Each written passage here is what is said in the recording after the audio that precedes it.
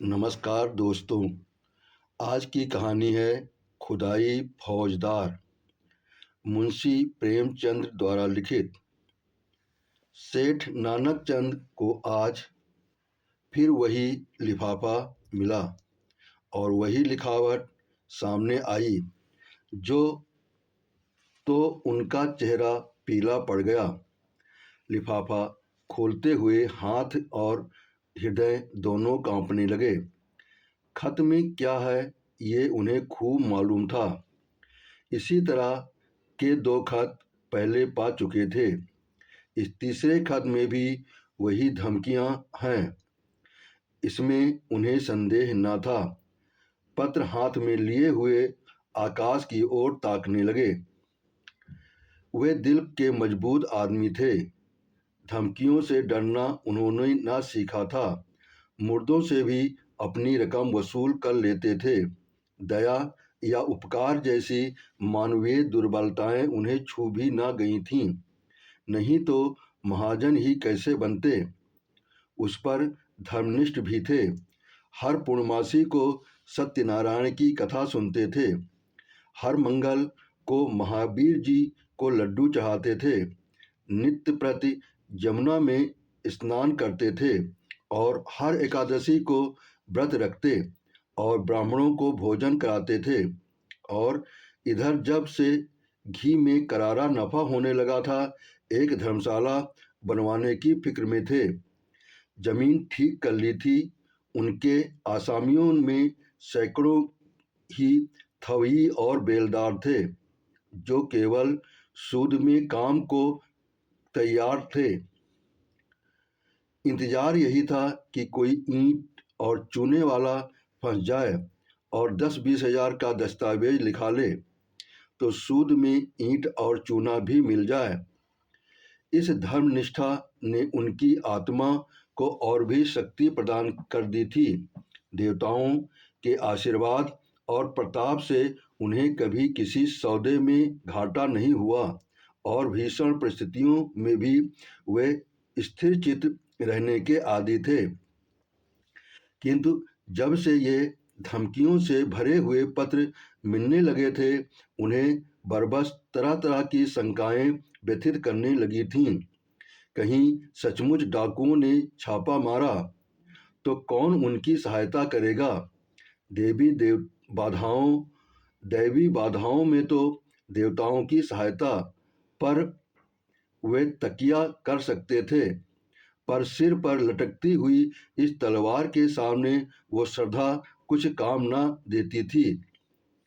रात को उनके द्वार पर केवल एक चौकीदार रहता है। अगर 10-20 हथियारबंद आदमी आ जाएं तो वह अकेला क्या कर सकता है। शायद उनकी आहट पाते ही भाग खड़ा हो। पड़ोसियों में ऐसा कोई नजर न आता था जो इस संकट में काम आवे। यद्यपि सभी उनके आसामी थे या रह चुके थे, लेकिन यह एहसान फरामोशों का संप्रदाय है। जिस पत्तल में खाता है उसी में छेद करता है।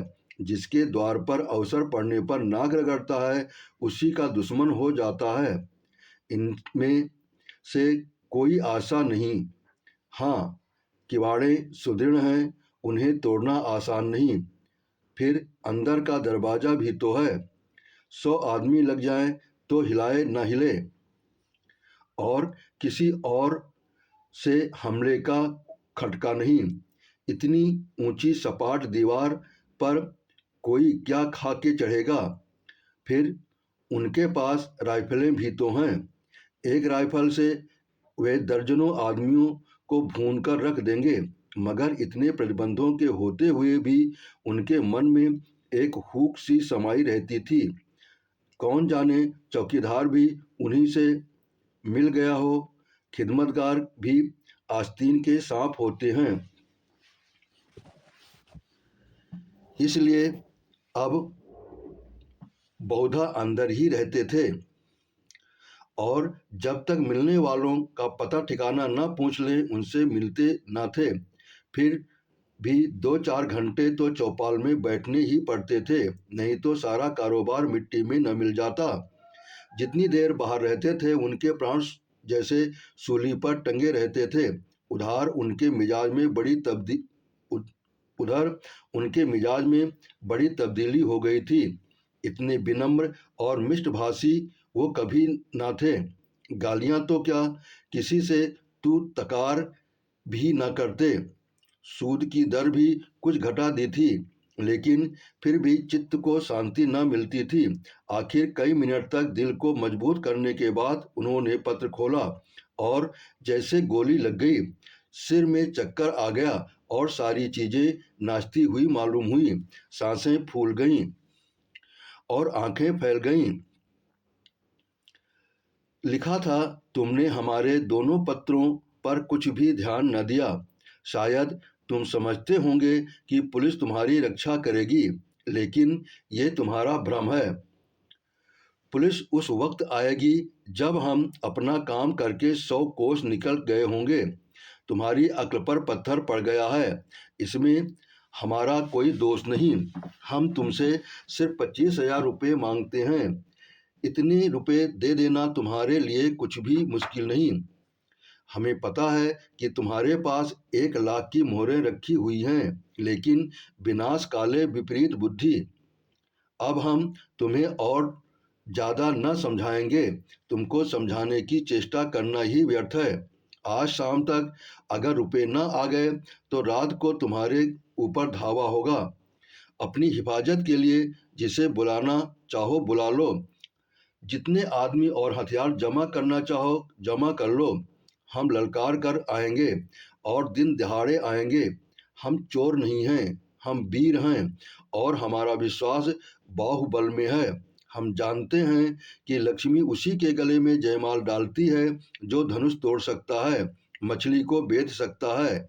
यदि सेठ ने तुरंत बही खाते बंद कर दिए और रोकड़ संभाल कर तिजोरी में रख दिया और सामने का द्वार भीतर से बंद करके मरे हुए से केसर के पास आकर बोले, आज फिर वही खत आया केसर, अब आज ही आ रहे हैं। केसर दोहरे बदन की स्त्री थी। यौवन बीत जाने पर भी युवती शौक श्रृंगार में लिप्त रहने वाली उस फलहीन वृक्ष की तरह जो पतझड़ में भी हरी भरी पत्तियों से लदा रहता है। संतान की विफल कामना में जीवन का बड़ा भाग बिता चुकने के बाद अब उसे अपनी संचित माया को भोगने की धुन सवार रहती थी। मालूम नहीं कब आंखें बंद हो जाएं और फिर थाती किसके हाथ लगेगी, कौन जाने। इसलिए उसे सबसे अधिक भय बीमारी का था, जिसे वह मौत का पैगाम समझती थी और नित्य ही कोई न कोई दवा खाती रहती थी। काया के इस वस्त्र को उस समय का तक उतारना न चाहती थी जब तक उसमें एक तार भी बाकी रहे। बाल बच्चे होते तो वह मृत्यु का स्वागत करती, लेकिन अब तो उसके जीवन ही के साथ अंत था। फिर क्यों न वे अधिक से अधिक समय तक जिए। हाँ, वे जीवन निरानंद अवश्य था, उस मधुर ग्रास की भांति जिसे हम इसलिए खा जाते हैं कि रखे रखे सड़ जाएगा। उसने घबरा कर कहा, मैं तुमसे कब से कह रही हूँ कि 2-4 महीनों के लिए यहाँ से कहीं भाग चलो, लेकिन तुम सुनते ही नहीं। आखिर क्या करने पर तुले हो। सेठ जी सशंक तो थे और स्वाभाविक था कि ऐसी दशा में कौन शांत रह सकता था, लेकिन वह कायर नहीं थे। उन्हें अब भी विश्वास था कि अगर कोई संकट आ पड़े तो वो पीछे कदम न हटाएंगे। जो कुछ कमजोरी आ गई थी वह संकट को सिर पर मंडाते देखकर भाग गई थी। हिरन भी तो भागने की राह न पाकर शिकारी पर चोट कर बैठता है। कभी कभी नहीं, अक्सर संकट पड़ने पर ही आदमी के जौहर खुलते हैं। इतनी देर में सेठ जी एक तरह से भावी विपत्ति का सामना करने का पक्का इरादा कर लिया था। डर क्यों, जो कुछ देना है वो, जो कुछ होना है वो होकर रहेगा। अपनी रक्षा करना हमारा कर्तव्य है। मरना जीना विधि के हाथ में है। सेठानी जी को दिलासा देते हुए बोले, तुम नाहक इतना डरती हो केसर। आखिर वे सब भी तो आदमी हैं, अपनी जान का मोह उन्हें भी है, नहीं तो ये कुकर्म ही क्यों करते। मैं खिड़की की आड़ में 10-20 आदमियों को गिरा सकता हूँ। पुलिस को इत्तला देने भी जा रहा हूँ। पुलिस का कर्तव्य है कि हमारी रक्षा करे। हम 10,000 सालाना टैक्स देते हैं, इसलिए किस लिए? मैं अभी दरोगा जी के पास जाता हूँ। जब सरकार हमसे टैक्स लेती है तो हमारी मदद करना उसका धर्म हो जाता है। राजनीति का यह तत्व उसकी समझ में नहीं आया।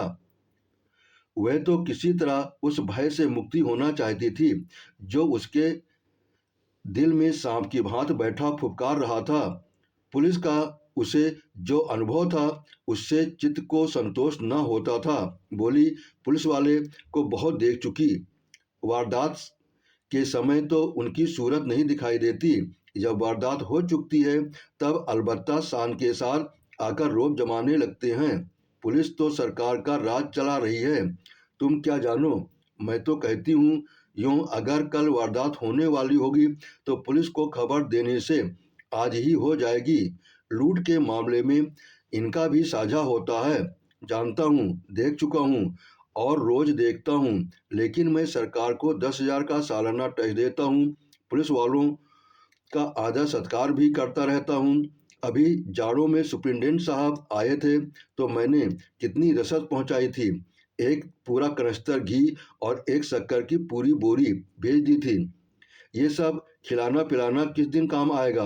हाँ, आदमी को 16 आने दूसरों के भरोसे न बैठना चाहिए। इसलिए मैंने सोचा है तुम्हें भी बंदूक चलाना सिखा दूं। हम दोनों बंदूकें छोड़ना शुरू करेंगे तो डाकुओं की क्या मजाल है कि अंदर कदम रख सकें। प्रस्ताव हास्यजनक था।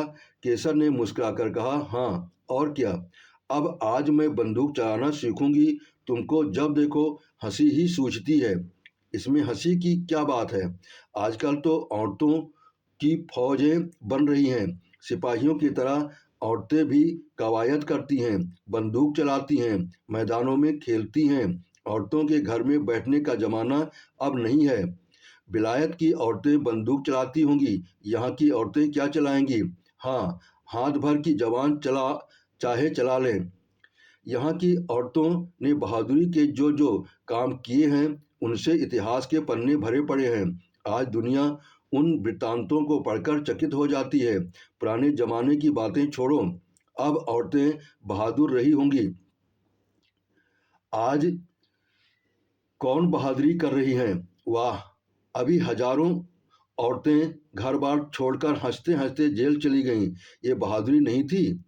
अभी पंजाब में हरनाथ कुंवर ने अकेले 4 सहज डाकुओं को गिरफ्तार किया और लाट साहब तक ने उनकी प्रशंसा की। क्या जाने वे कैसी औरतें हैं। मैं तो डाकुओं को देखते ही चक्कर खाकर गिर पड़ूंगी। उसी वक्त नौकर ने आकर कहा, सरकार, थाने से 4 कांस्टेबल आए हैं, आपको बुला रहे हैं। सेठ जी प्रसन्न होकर बोले, थानेदार भी हैं? नहीं सरकार, अकेले कांस्टेबल हैं। थानेदार क्यों नहीं आया? ये कहते हुए सेठ जी ने पान खाया और बाहर निकले। सेठ जी को देखते ही चारों कांस्टेबलों ने झुककर सलाम किया, बिल्कुल अंग्रेजी कायदे से, मानो अपने किसी अफसर को सैल्यूट कर रहे हों। सेठ जी ने उन्हें बेंचों पर बैठाया और बोले, दरोगा जी का मिजाज तो अच्छा है, मैं तो उनके पास आने वाला था। चारों में से जो सबसे प्रौढ़ था, उस जिसकी आस्तीन पर कई बिल्ले लगे हुए थे, बोला, आप क्यों तकलीफ करते हैं। वो तो खुद ही आ रहे थे, पर एक बड़ी जरूरी तहकीकात आ गई, इससे रुक गए। कल आपसे मिलेंगे। जब से यहाँ डाकुओं की खबरें आई हैं बेचारे बहुत घबराए हुए हैं। आपकी तरफ हमेशा उनका ध्यान रहता है। कई बार कह चुके हैं कि मुझे सबसे ज़्यादा फिक्र सेठ जी की है। गुमनाम खत तो आपके पास भी आए होंगे। सेठ जी ने लापरवाही दिखाकर कहा, अजीब, ऐसी चिट्ठियां आती ही रहती हैं, इनकी कौन परवाह करता है। मेरे पास तो 3 खत आ चुके हैं, मैंने किसी के जिक्र भी नहीं किया। कांस्टेबल हंसा। दरोगा जी की खबर मिली थी दरोगा जी को खबर मिली थी। सच? हाँ साहब, रत्ती रत्ती खबर मिलती रहती है।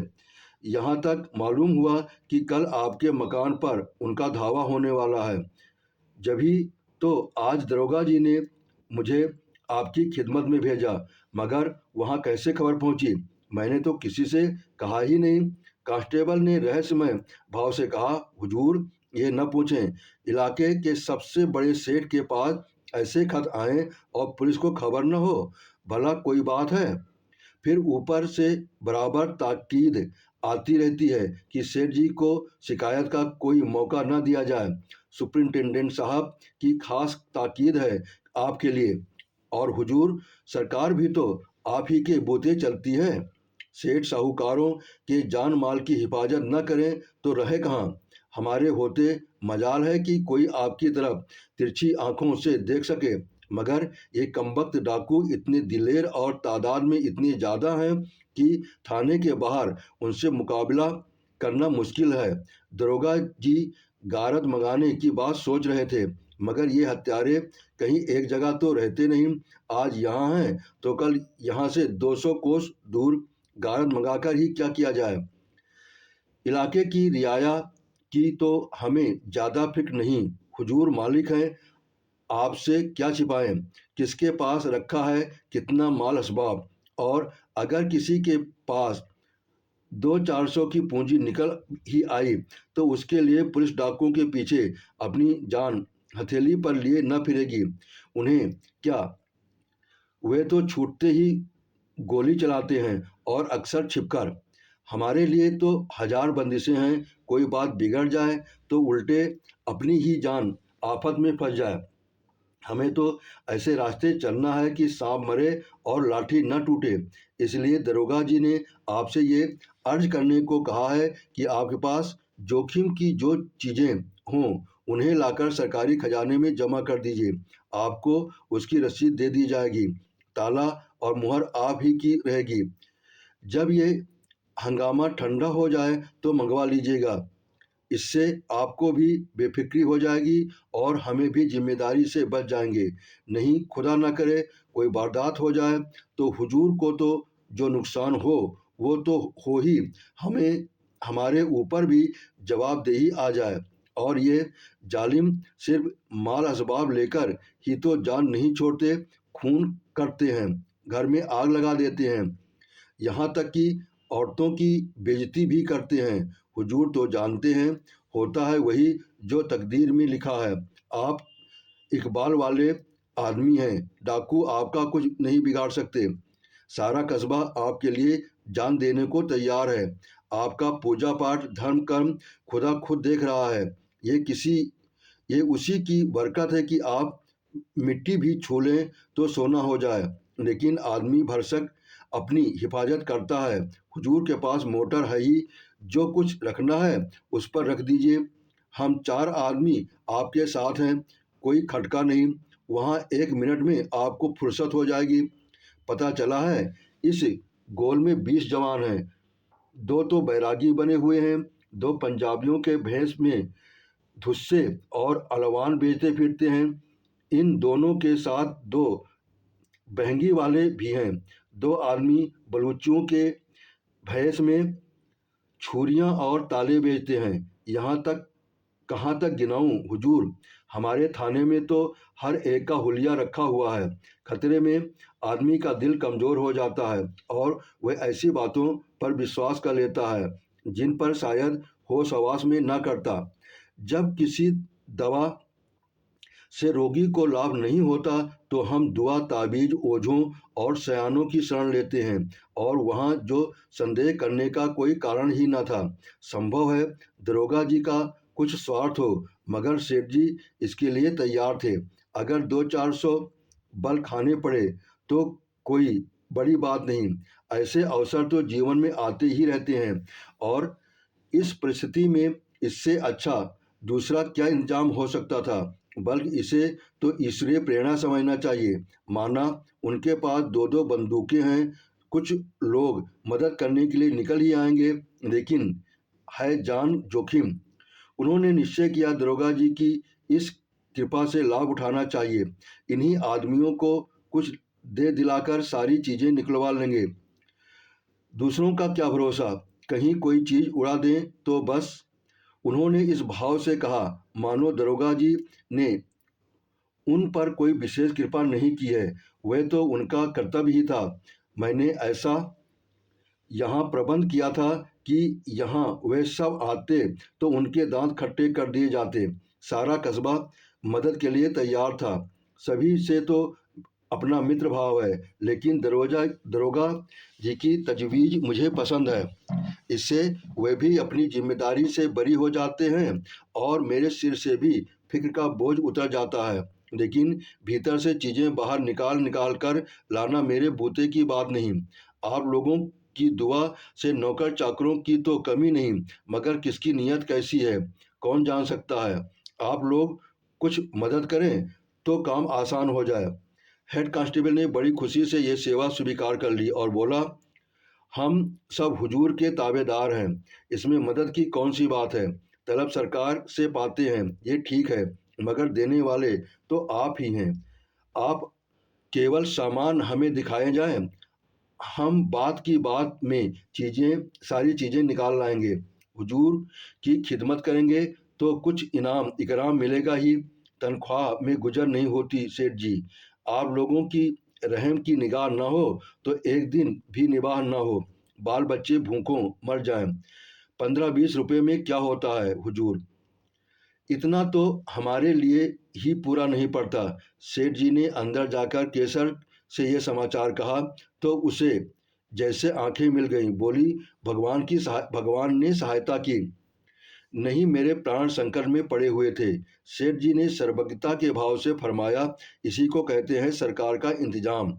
इसी मुस्तैदी के बल पर सरकार का राज थमा हुआ है। कैसी सुव्यवस्था कि जरा सी कोई बात हो, वहां तक खबर पहुंच जाती है और तुरंत उसकी रोकथाम का हुक्म हो जाता है। और यहाँ यहाँ वाले ऐसे बुद्धू हैं कि स्वराज स्वराज चिल्ला रहे हैं। इनके हाथ में अख्तियार आ जाए तो दिन दोपहर लूट मच जाए, कोई किसी की ना सुने। ऊपर से ताकीद आई है, हाकिमों का आदर सत्कार कभी निष्फल नहीं जाता। मैं तो सोचता हूँ कोई बहुमूल्य वस्तु घर में न छोड़ूं, साले आए तो अपना सा मुंह लेकर रह जाएं। केसर ने मन ही मन प्रसन्न होकर कहा, कुंजी उनके सामने फेंक देना कि जो चीज चाहो निकाल ले जाओ, साले झेप जाएंगे, मुंह में कालिक लग जाएगी। घमंड तो देखो कि तिथि तक बता दी। ये नहीं समझे कि अंग्रेजी सरकार का राज है, तुम डाल डाल चलो तो वह पात पात चलते हैं। समझे होंगे कि धमकी में आ जाएंगे। 3 कांस्टेबलों ने आकर संदूकचे और सेफ निकालने शुरू किए। एक बाहर सामान को मोटर पर लाद रहा था और हर एक चीज को नोटबुक पर टांगता जाता था। आभूषण, मुहरे, नोट, रुपए, कीमती कपड़े, साड़ियाँ, लहंगे, शाल, दुसाले सब कार में रख दिए। मामूली बर्तन, लोहे लकड़ी के सामान, फर्श आदि के सिवा घर में कुछ और न बचा। और डाकुओं के लिए ये चीजें कौड़ी की भी नहीं। केसर का सिंगारदान खुद सेठ जी लाए और हेड के हाथ में देकर बोले, इसे बड़ी हिफाजत से रखना भाई। हेड ने सिंगारदान को लेकर कहा, मेरे लिए एक एक तिनका इतना ही कीमती है। सेठ जी के मन में एक संदेह उठा। पूछा, खजाने की कुंजी तो मेरे ही पास रहेगी और क्या। ये तो मैं तुम पहले ही अर्ज कर चुका हूँ, मगर ये सवाल आपके दिल में क्यों पैदा हुआ। यूं ही पूछा था। सेठ जी लज्जित हो गए। नहीं, अगर आपके दिल में कुछ सुबह हो तो हम लोग यहाँ से आप ही की खिदमत के लिए हाजिर हैं। हाँ, हम जिम्मेदार न होंगे। अजी नहीं हेड साहब, मैंने यूं ही पूछ लिया था। ये फेरिस्ट तो मुझे दे दोगे ना। फेरिस्ट आपको थाने में दरोगा जी के दस्तखत से मिलेगी। इसका क्या खबर, क्या एतबार। कार पर सारा सामान रख दिया गया। कस्बे के सैकड़ों आदमी तमाशा देख रहे थे। कार बड़ी थी पर ठठाठस भरी हुई थी। बड़ी मुश्किल से सेठ जी के लिए जगह मिली। चारों कांस्टेबल आगे की सीट पर सिमट कर बैठे। कार चली। केसर द्वार पर इस तरह खड़ी थी मानो उसकी बेटी विदा हो रही हो। बेटी ससुराल जा रही है जहां वे मालकिन बनेगी, लेकिन उसका घर सूना किए जा रही है। थाना वहां से 5 मील पर था। कस्बे से बाहर निकलते ही पहाड़ों का पथरीला सन्नाटा था, जिसके दामन में हरा भरा मैदान था और इसी मैदान के बीच में लाल मोरम की सड़क चक्कर खाती हुई लाल सांप जैसी निकल गई थी। हेड ने सेठ जी से पूछा कि कहाँ तक सही है सेठ जी, कि आज से 25 साल पहले आपके बाप केवल लोटा डोर लेकर यहाँ खाली हाथ आए थे। सेठ जी ने गर्व करते हुए कहा, बिल्कुल सही है। मेरे पास कुल 3 रुपये थे, उसी से आटे दाल की दुकान खोली थी। तकदीर का खेल है, भगवान की दया चाहिए। आदमी के बनते बिगड़ते देर नहीं लगती। लेकिन मैंने कभी पैसे को दांतों से नहीं पकड़ा, यथाशक्ति धर्म का पालन करता गया। धन की शोभा धर्म से ही है, नहीं तो धन से कोई फायदा नहीं। आप बिल्कुल ठीक कहते हैं सेठ जी, आपको मूर्ख बनाकर पूजना चाहिए। 3 रुपये से लाख कमा लेना मामूली काम नहीं। आधी रात तक सिर उठाने की फुर्सत नहीं मिलती। खां साहब, आपको तो ये सब कारोबार जंजाल सा लगता होगा। जंजाल तो है ही, मगर भगवान की ऐसी माया है कि आदमी सब कुछ समझकर भी इसमें फंस जाता है और सारी उम्र फंसा रहता है। मौत आ जाती है तभी छुट्टी मिलती है। बस यही अभिलाषा है कि कुछ यादगार छोड़ जाऊं। आपके कोई औलाद हुई ही नहीं, भाग्य में ना था खां साहब, और क्या कहूँ। जिनके घर में भूनी भांग नहीं है, उनके पास घास फूस की तरह बच्चे ही बच्चे देख लो। जिन्हें भगवान ने खाने को दिया है, वे संतान का मुंह देखने को तरसते हैं। आप बिल्कुल ठीक कहते हैं सेठ जी, जिंदगी का मजा संतान से है। जिसके आगे अंधेरा है, उसके लिए धन दौलत किस काम की। ईश्वर की यही इच्छा है तो आदमी क्या करे। मेरा बस चलता तो माया जाल से निकल भागता खां साहब, एक क्षण भी यहाँ न रहता। कहीं तीर्थ स्थान में बैठकर भगवान का भजन करता, मगर करूं क्या, मायाजाल तोड़े नहीं टूटता। एक बार दिल मजबूत करके तोड़ क्यों नहीं देते। सब उठाकर गरीबों में बांट दीजिए, साधु संतों को नहीं, न मोटे ब्राह्मणों को, बल्कि उनको जिनके लिए यह जिंदगी बोझ हो रही है, जिसकी यही एक आरजू है कि मौत आकर उनकी विपत्ति का अंत कर दे। इस मायाजाल को तोड़ना आदमी का काम नहीं है खां साहब, भगवान की इच्छा होती है तभी मन में वैराग्य आता है। आज भगवान ने आपके ऊपर दया की है। हम इस मायाजाल को मकड़ी की जाले की तरह तोड़कर आपको आज़ाद करने के लिए भेजे गए हैं। भगवान आपकी भक्ति से प्रसन्न हो गए हैं और आपको इस बंधन से में नहीं रखना चाहते, जीवन मुक्ति कर देना चाहते हैं। ऐसी भगवान की दया हो जाती तो क्या पूछना खां साहब। भगवान की ऐसी ही दया है सेठ जी, विश्वास मानिए। हमें इसीलिए उन्होंने मृत्यु लोक में तैनात किया है। हम कितने ही मायाजाल के कैदियों की भेड़ियां काट चुके हैं, आज आपकी बारी है। सेठ जी की नाड़ियों में जैसे रक्त का प्रवाह बंद हो गया। सहमी हुई आंखों से सिपाहियों को देखा, फिर बोले, आप बड़े हंसोड़ हैं खां साहब। हमारे जीवन का सिद्धांत है कि किसी को कष्ट मत दो, लेकिन ये रुपये वाले कुछ ऐसी औंधी खोपड़ी के होते हैं कि जो उनका उद्धार करने आता है उसी के दुश्मन हो जाते हैं।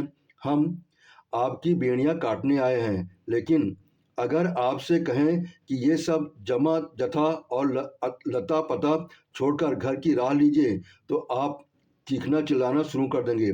हम लोग वही खुदाई फौजदार हैं जिनके इतलाई खत आपके पास पहुंच चुके हैं। सेठ जी मानो आकाश से पाताल में गिर पड़े। सारी ज्ञानेंद्रियों ने जवाब दे दिया और इसी मूर्छा की दशा में वे मोटर कार से नीचे ढकेल दिए गए और गाड़ी चल पड़ी। सेठ जी की चेष्टा जाग पड़ी, बदहवास गाड़ी के पीछे दौड़े। हुजूर सरकार तबाह हो जाएंगे, दया कीजिए, घर में एक कौड़ी भी नहीं है। हेड साहब ने खिड़की से बाहर हाथ हिलाकर कहा और 3 रुपये जमीन पर फेंक दिए। मोटर की चाल तेज हो गई। सेठ जी सिर पकड़कर बैठ गए और विक्षिप्त नेत्रों से मोटर कार को देखा, जैसे कोई स्वर्गारोही प्राण को देखे। उनके जीवन का स्वप्न उड़ा चला जा रहा था। आपने कहानी सुनी, इसके लिए आपका बहुत धन्यवाद। और आपने सब्सक्राइब किया, इसके लिए आपका हृदय से आभार।